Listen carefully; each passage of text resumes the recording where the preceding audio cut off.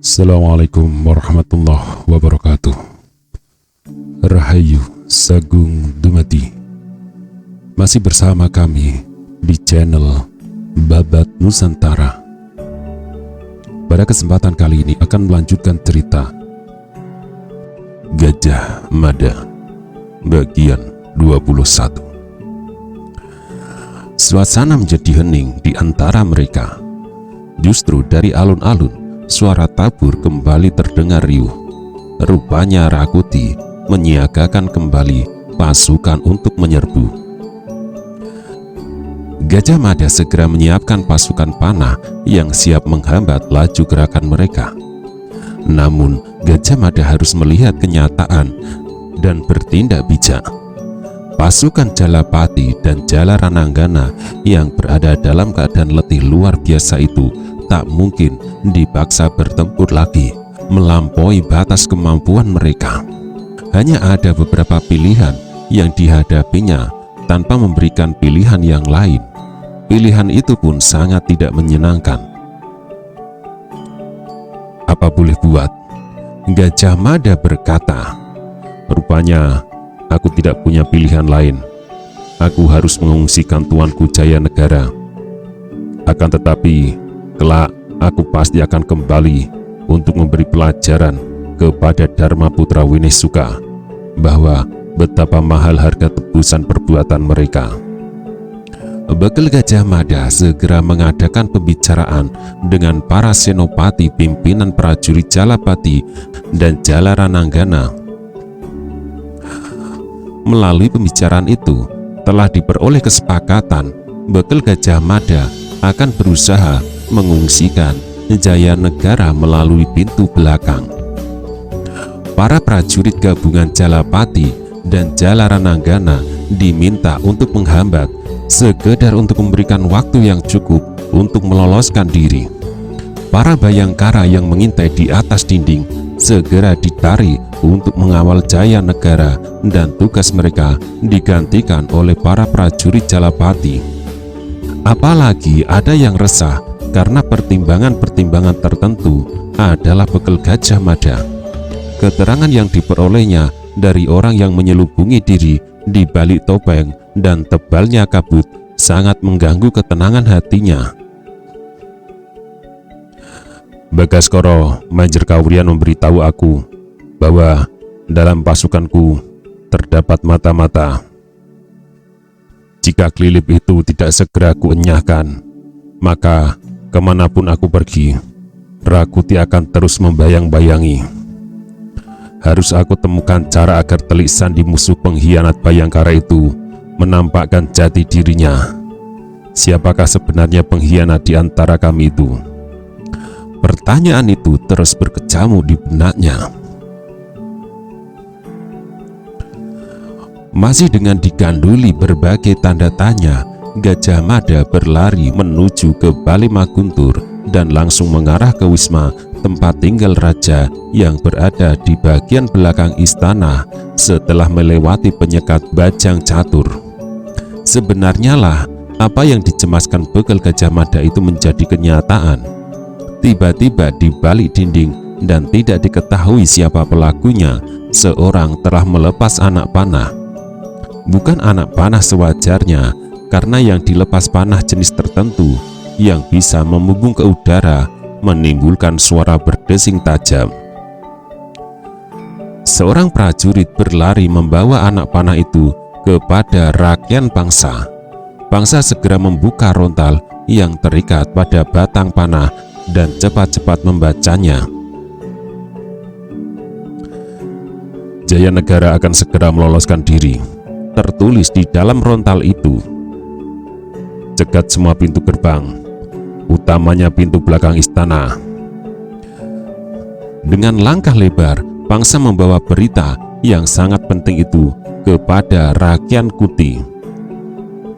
Jayanegara akan meloloskan diri. Tertawa Rakuti.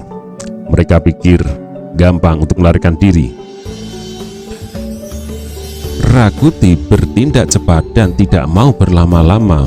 Perintahnya segera jatuh untuk menyegat Srijaya Negara. Sejenak kemudian, pasukan berkuda yang telah disiagakan berderap kencang menuju sasaran. Terdapat beberapa pintu yang mungkin dilewati Srijaya Negara. Rakuti segera memberikan perintah untuk mengepung istana dan mengelilinginya dari ujung ke ujung. Dengan demikian, tak mungkin Jaya Negara meloloskan diri. Perintah itu segera diterjemahkan dengan sebaik-baiknya. Berita bahwa Srijaya Negara akan melarikan diri dari istana menyebar ke segenap pasukan Jalayuda, menjadikan dorongan semangat bagi mereka untuk berusaha menangkap Jaya Negara, hidup atau mati. Apalagi Rakuti mempunyai kemampuan membakar semangat mereka dengan mengobrol berbagai macam janji. Gajah Mada telah menemui Gagak Bongol dan Lembang Laut. "Bagaimana Kakang Bekel?" Gagak Bongol bertanya. Dari wajahnya jelas tidak tenang. "Keadaan sudah tidak bisa dipertahankan lagi," jawab Gajah Mada. "Kita harus menyiapkan pengungsian." Gajah Mada tak mau berjudi dengan keterbatasan waktu. Dengan agak bergegas, Gajah Mada menemui Jaya Negara. Pintu bilik pribadi Raja Majapahit itu diketuknya. "Siapa?" Ada pertanyaan dari dalam. "Hamba tuanku," jawab Gajah Mada. "Ada hal penting yang perlu hamba sampaikan kepada tuanku." Pintu yang tertutup itu kemudian terbuka. Beberapa saat lamanya Srijaya Negara memandang bekal Gajah Mada. Mulut Gajah Mada justru tiba-tiba terkunci, merasa tidak tega menyampaikan kenyataan pahit yang terjadi kepada rajanya. Namun Jaya Negara justru tersenyum. "Aku tahu," kata Jaya Negara, "jika kau memutuskan mengungsikan aku siap. Sebaliknya, jika kau menyerahkanku pada Rakuti, aku siap." "Oh tidak tuanku," Gajah Mada memotong. "Hamba dan para bayangkara tidak akan pernah menyerah, apalagi punya gagasan untuk menyerahkan tuanku kepada Rakuti. Hamba akan mengungsikan tuanku ke tempat yang aman. Akan tetapi, hamba bersumpah, pada suatu ketika kelak, hamba pasti akan kembali untuk membleset kulit Rakuti." Jaya Negara mangut-mangut. "Dengan cara bagaimana kau membawaku meninggalkan tempat ini?" Jaya Negara kembali bertanya. "Istana telah dikepung tuanku," ucap Gajah Mada. "Meski demikian, tuanku tidak perlu cemas. Pasukan Bayangkara pasti bisa menerobos kepungan itu. Hamba juga sudah menyiapkan tiruan tuanku untuk mengelabui mereka. Di saat musuh terpancing dalam tiruan tuanku, saat itulah tuanku meloloskan diri dari pintu yang lain." Jaya Negara menebar pandang mata ke seluruh ruangan, seolah terlampau berat bagi Raja Majapahit itu untuk berpisah dari tempat kediamannya. Apalagi seharusnya dalam keadaan macam apapun, istana harus dipertahankan mati-matian.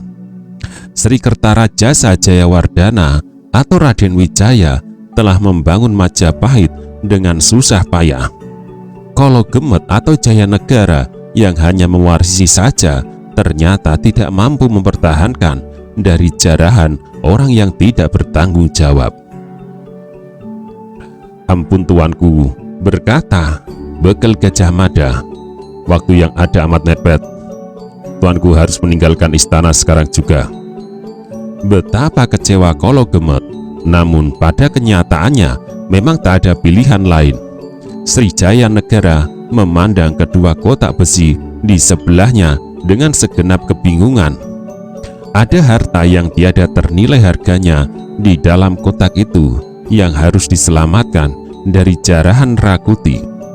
Sebuah hal yang diyakini Jaya Negara adalah gemerlap harta berkesanggupan membuat orang berbuat dan berpikir tidak sewajarnya, termasuk Bayangkara sekalipun. Dari halaman samping tempatnya dari kandang macan, terdengar suara harimau mengaung. Binatang kelangenan itu ternyata gelisah karena penciumannya yang tajam mampu menangkap adanya bau darah yang menyengat. Harimau itu tentu kelaparan karena seharian tidak ada yang menyediakan makanannya. "Kalau aku tinggalkan istana ini," berkata Srijaya Negara, "lalu siapa yang akan mengurusi harimau itu?" Gajah Mada agak jengkel karena Jaya Negara masih banyak mempertimbangkan. Bahkan seekor harimau pun mampu merintangi langkahnya. "Tuanku," jawab Gajah Mada, "harimau itu tentu ada yang mengurus. Jika Rakuti menduduki istana ini, Rakuti tentu akan merawat harimau itu dengan baik. Rakuti tentu berpikir harimau itu harus diberi makan. Bahkan jika perlu, Rakuti sendiri akan masuk ke dalam kandang itu untuk sarapan harimau itu." Jaya Negara terdiam. Gagak Bongol yang mendengar pembicaraan itu nyaris tak bisa menahan tertawa. Sekuat tenaga, Gagak Bongol berusaha menahan diri dan membuang tatapan wajahnya ke arah lain. Srijaya Negara tidak merasa ada sesuatu yang lucu pada ucapan Gajah Mada itu. Kembali, Jaya Negara menebar pandang ke seluruh ruang. "Tuanku, waktu kita mepet sekali," desa Gajah Mada. "Mohon tuanku segera berangkat sekarang juga." Srijaya Negara melangkah mondar-mandir. Jaya Negara yang tidak segera mengambil keputusan itu menambah kejengkelan bekal Gajah Mada. Rasa-rasanya bekal Gajah Mada ingin sekali berteriak sekeras-kerasnya. Di luar bilik pribadi istana, beberapa orang prajurit Bhayangkara telah bersiap diri. Semua gelisah karena harus menunggu. Waktu yang bergerak dirasa terlampau cepat. Gajah Mada bertambah gelisah ketika dari arah pendopo istana terdengar sorak-sorai gemuruh. Rupanya pasukan pemberontak telah berhasil menjebol regol Purawakra. Bagai banjir bandang, pasukan yang sudah kesetanan itu memasuki alun-alun dalam. Pasukan Jalapati dan pasukan Jalarananggana yang berhasil dihimpun kembali dengan susah payah mencoba membendung gerakan pasukan yang mengalir seperti sungai. Dari arah belakang, Rakuti terdengar berteriak-teriak memberi semangat kepada pasukannya. Sebenarnya lah saat mana prajurit yang berada di atas dinding regol kehabisan anak panah, maka dengan leluasa pasukan Jalayuda yang menggunakan gelondongan pohon kelapa menghantam regol berkali-kali. Meskipun telah diselarak dengan besi yang kuat, dihantam dengan gelondongan kelapa berkali-kali, pintu regol itu pun jebol. Pasukan Jalayuda menyambut keberhasilan itu dengan bersorak-sorak riuh rendah. Dengan beringas, pasukan yang terbujuk oleh janji-janji dan angan-angan mulu itu menerobos masuk ke dalam istana dan menyerbu dengan beringas. Maka terjadilah pertempuran yang riuh, pertempuran yang tidak terikat dalam perang gelar lagi. "Tangkap Jaya Negara!" teriak Rakuti. "Tangkap Kologemut! Kita harus seret dia ke alun-alun dan ikat di belakang 4 ekor kuda yang berlawanan arah. Ayo, jangan sampai Jaya Negara dan bekal Gajah Mada lolos." Pertempuran yang amat riuh berkecamuk di dalam istana. Dari tempatnya berada bekal Gajah Mada, bahkan mulai bisa melihat pertempuran yang terjadi itu menyebar ke segala penjuru. Bekal Gajah Mada terpaksa harus menelan keresahannya. "Tuanku," Gajah Mada gelisah, "tuanku harus menghargai waktu." Rasa kecewa yang dirasakan Jaya Negara ternyata benar-benar sempurna. Sesempurna itu pula Jaya Negara tak bisa menerima kenyataan itu. Jaya Negara yang di masa muda bernama Kologemet itu seolah harus mempertanggungjawabkan yang terjadi pada mendiang ayahnya yang sudah mendahului pergi menghadap Sang Pencipta. "Istana ini tidak mungkin dipertahankan lagi?" Jaya Negara bertanya lirih. Aku harus terusir dari tempat ini. Gajah Mada menggeleng-gelengkan amat jengkel. Silahkan tuanku mengintip keluar, jawab Gajah Mada agak kasar. Silahkan tuanku melihat dengan mata kepala sendiri. Pertempuran telah menyebar kemana-mana.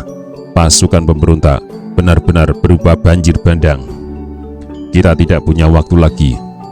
Gagak Bongol terpancing ikut dengan tidak sabar melihat sikap Srijaya Negara yang belum mengerti juga terhadap keadaan.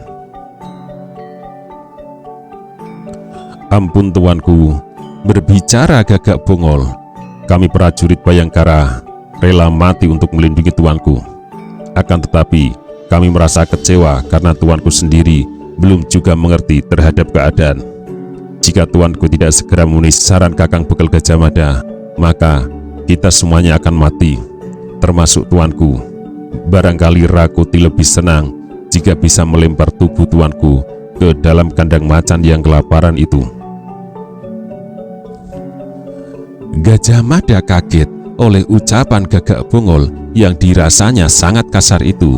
Tetapi ternyata ucapan itu mampu membangunkan Jaya Negara yang sejenak seperti orang yang kebingungan. Baiklah, ucap Jaya Negara, apa boleh buat? Jika kita harus pergi meninggalkan istana, maka marilah masuk semuanya. Gajah Mada, Gagak Bongol, dan Lembang Laut kebingungan mendengar jawaban Jaya Negara itu. Yang dibutuhkan adalah segera meloloskan diri dari istana, tetapi Srijaya Negara malah meminta mereka untuk masuk ke dalam biliknya. Para Bayangkara saling pandang kebingungan. Masuklah, ucap Jaya Negara sekali lagi. Semuanya, aku meminta semua masuk. Gajah Mada dan Gagak Bongol saling lirik. Nyaris kepala Gajah Mada yang jengkel itu meledak. Namun Bekal Gajah Mada memang harus menyabarkan hati menghadapi sikap Jaya Negara yang terasa aneh itu.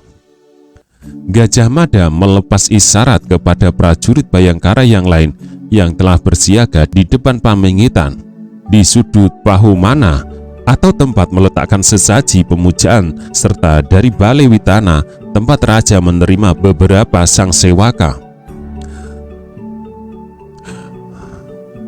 Di sudut bahu mana atau tempat meletakkan sesaji pemujaan, serta dari Balai Witana tempat raja menerima mereka yang sewaka, beberapa prajurit kaki tangan pemberontak terlihat berlari sambil mengacung-acungkan senjata. Jaga rapat bilik Jaya Negara, teriak Rapangsa. Namun Jaya Negara berteriak, semuanya masuk, aku minta masuk. Meski dikanduli rasa heran, segenap prajurit masuk ke dalam bilik pribadi Prabu. Manakala semua Bayangkara telah masuk ke dalam bilik itu, mereka makin dibuat bingung oleh Srijaya Negara yang menutup pintu dengan selara. Tuanku, Lembang Laut merasa dadanya nyeri. Apa tuanku berpikir tempat ini cukup aman dari Rakuti? Rakuti tidak akan mengalami kesulitan untuk menjebol pintu ini. Yang kita butuhkan saat ini meloloskan diri dari istana, bukan bersembunyi di ruangan ini. Srijaya Negara menebar pandang matanya ke segenap prajurit Bayangkara yang ada. Tanpa banyak bicara, Jaya Negara melangkah menuju ke meja batu yang terletak di sudut ruangan itu. Jika kita harus pergi, ucap Jaya Negara, aku tidak ingin harta istana yang dimiliki negara dijarah oleh Rakuti. Harta itu milik rakyat dikumpulkan dari upeti dan pajak yang harus digunakan untuk membangun negara. Harta itu berada di dalam kedua peti itu. Keduanya harus dibawa dan tidak boleh terpisah dariku. Para Bayangkara makin jengkel melihat sikap Srijaya Negara yang masih bingung juga sebelum bertindak cekatan. Para Bayangkara jengkel karena Jaya Negara masih sempat-sempatnya berpikir hal lain. Sementara itu, atas perintah Rakuti, pasukan yang telah menerobos masuk ke dalam lingkungan istana sebagian langsung bergerak menuju bangunan induk yang digunakan oleh Jaya Negara. Sebagai tempat tinggal, suara Rakuti yang berteriak-teriak pun mulai terdengar dari bilik pribadi Jaya Negara itu. "Tangkap Jaya Negara dan Gajah Mada!" berteriak Rakuti. "Kita seret mereka di belakang kuda."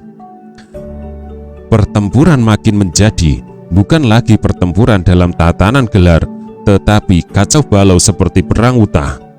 Suatu pertempuran pedang dan tombak berbaur dengan teriakan kesakitan dan umpatan.